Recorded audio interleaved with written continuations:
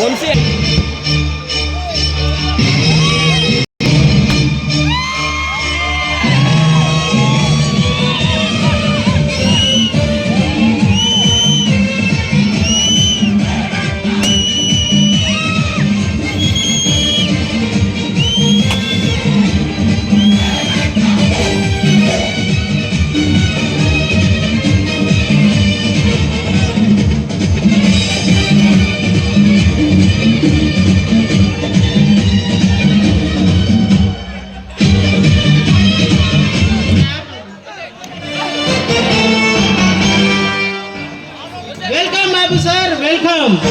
ఏంటి దారి తప్పొచ్చినట్టున్నా?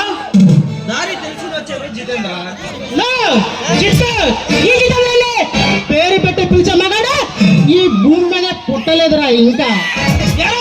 ఎలక్షన్స్ దగ్గరకు వచ్చే వరకే నీకు టెన్షన్ ఎక్కువ అయినట్లుంది. సరే నన్ను రామని కబుర్ చేశావు. ఏంట్రా నా జనాన్ని అరెస్ట్ చేసి జైల్లో పెట్టావంట? అంతనే దమ్ము ధైర్యం నీకు ఎక్కడి నుంచి వచ్చాయిరా? వచ్చేది కాదురా ధైర్యం, అది నా బ్లడ్ లో ఉంటుంది. సరే రాజకీయం అనేది మీ ఫుడ్ లో ఉంటుందా, మీరు పడుకునే బెడ్ లో ఉంటుందా? కానీ నా బ్లడ్ లో ఉంటుందిరా. మా బ్లడ్ లో కేవలం ధైర్యం మాత్రం ఉంటుందిరా. టంగు స్లిప్ అవుతున్నావు, ఒళ్ళు దగ్గర పెట్టుకుని మాట్లాడు. రావద్దని హెచ్చరించడానికి వచ్చా. నువ్వు ఎవరిని హెచ్చరిస్తున్నావో తెలుసా? నువ్వు ఎవరైతే నాగేంద్ర గొట్టం ఈ సింహం ముందు నీ ఆటలు సాగని హెచ్చరించడానికి వచ్చా. రే అశోక్, నేనెవరో తెలుసుకుని మాట్లాడు ముందు. తెలుసు, బాగా తెలుసు. చిన్నపిల్లల్ని కిడ్నాప్ చేసే ఒక బాబ్జీ నా కొడుకు బిజినెస్ చేస్తున్నావు అని తెలుసు.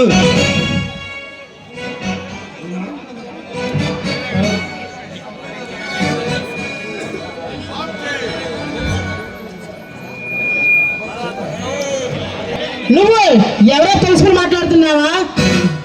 నా పేరు చెబితే పోలీసులు సైతం ప్రమోషన్ కోసం నాకు ఎదుర్కొంటూ ఉంటారు. అలాంటి సత్తా ఉన్న జితేంద్రని మర్చిపోకు.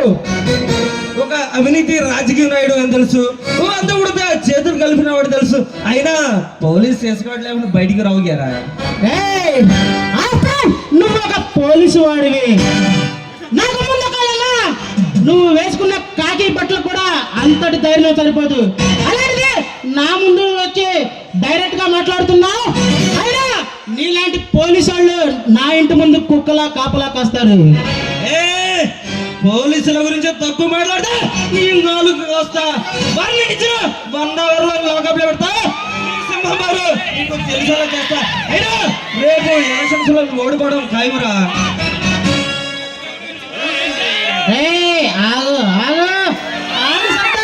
నేను చూసుకుంటా. అది చెప్పడానికి నువ్వెవర్రా? డబ్బుతో ఓట్లు కొంటాను, నా రౌడీలు అంటే కొట్టిస్తాను, నా అంచనలతో రికింగ్ చేయించి భారీ మెజార్టీలో అడుగు పెడతా. అప్పుడు చూస్తా నీ అంటూ.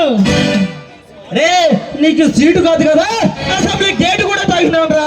నీకు ఈ న్యాయానికి ధర్మానికి మారిపోయారా? ఈ అశోక్తో పెట్టుకుంటే నువ్వు 1 సైడేరా. అది చూస్తా. నువ్వు ఎవరితో మాట్లాడుతున్నావు తెలుసా? రౌడీ సింహం జితేంద్రని మర్చిపోకు.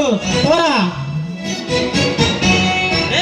నీ పొలిటికల్ పవర్ కి, ఈ పొలిటికల్ పవర్ కి, ఈ మహాసంగ్రామంలో నీ రక్తాన్ని కాళ్ళ రాసే ఎదురులేని మరగళ్ళ చేసుకోపోతే నా పేరే అశోకే కోద్రా.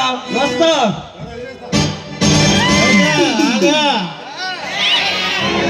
పోరా కుట్టే నా కొడగా. నీలాంటి పోలీసుల్ని నా ఇంటి మీద బొచ్చుతో సమానం. ఆ పోలీసుడు తప్పకే నా మైండ్ అంతా ఖరాబ్ అయింది. నీ అందుకన్నతో నన్ను ఆట పండించు.